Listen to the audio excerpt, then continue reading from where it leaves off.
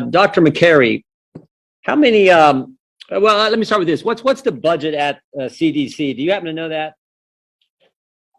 CDC, it's about $9 billion, sir. How about at NIAID? What's the budget there? $6 billion. 6 billion, 9 billion at CDC, 6 billion NIAID. What about NIH? What's the budget there?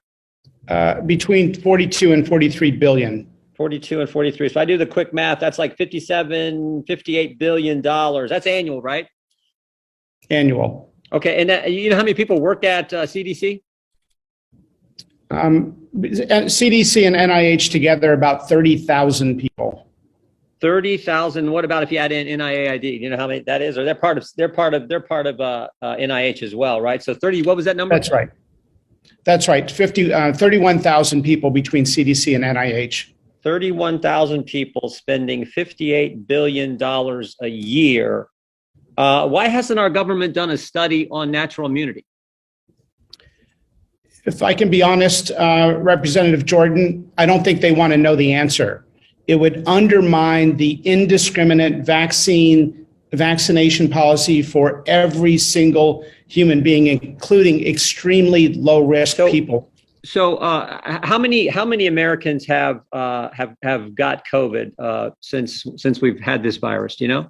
North of half of Americans, based on a Columbia University study that showed 1 in 3 had COVID at the end of last year, a year ago. So there's certainly a sufficient sample size to do a study, and there's 57 to 58 billion dollars. You could use some of that money to do a study. And then, of course, you got 30-some thousand people who could conceivably do a study on a pretty fundamental question. Now, I think I saw in your opening statement that you're actually doing a study on natural immunity. Is that right?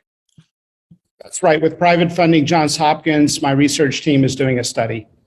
Okay, so there's no grant money coming from CDC, NIH, nothing like that? No, sir. And are any of these 30-some thousand employees helping you with your study? No, sir. Now, other countries, if I understand, I think this was in your opening statement as well, other countries have done this study. Is that correct? Most of our learnings come from Israel and other countries. Yes, sir. And what have they found? Let's start with the Israel study, if you could just refresh my memory. What did Israel find?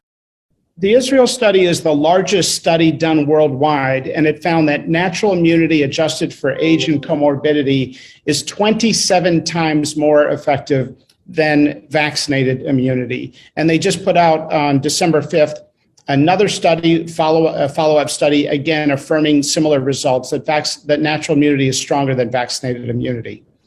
But are the scientists in our government at CDC and NIH, they don't account for that? They don't talk about that? What do they say about that study?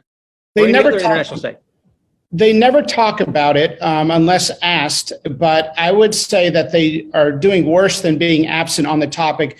They are undermining natural immunity through 2 studies that the CDC did that are so flawed, that are so poorly put together. Honestly, they would not qualify for a 7th grade science fair.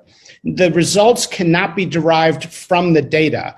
And it's a disgrace that those 2 studies were put out because it undermines the larger body of science. So they won't talk about international studies that conclude that natural immunity is 27 times better than the vaccine, but they will do some bogus, in your words, some 7th grade science experiment studies using some of those 33,000 employees and using some of that $58 billion of the American taxpayer money.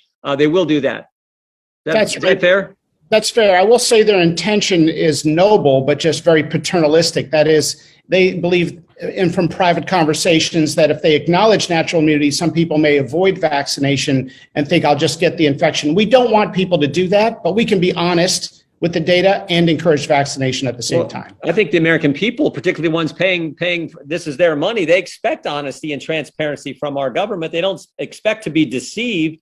So, this is what gets me. We can spend money. Some of that 58 billion and some of the resources at NIH and CDC can be used to fund gain of function research and give a grant to EcoHealth, who then sends some of that money to a lab in Wuhan, China. That's just fine, but we can't find any resources to deal with a fundamental question about natural immunity, and so much so that you have to go out and get private funding to do it yourself. That's right. The NIH spent twice as much money on aging research last year, the year of COVID, more than they spent on COVID research. This would be laughable if it wasn't so serious. And the implications when you think about these mandates and everything else that's happening, what it's doing to our economy, not to mention just being honest with the American people who, after all, it's their money. But yet we have the head guy, Mr. Fauci, Dr. Fauci, saying, I represent science, but he's afraid to actually do the science and do the studies that need to be done to answer this question. And we have to rely on international studies and your private study to get the truth to the American people.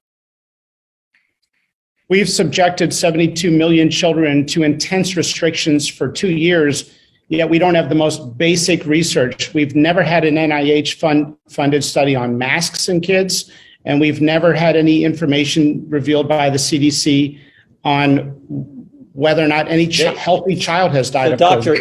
it's either they know the answer and don't want the American people, they know the answer and don't want the American people to know, or they do know the answer and are trying to hide it. I mean, it's like they know the answer, or they're not sure the answer, I should say, or they know the answer and are trying to hide it from the American people. It's one of those two.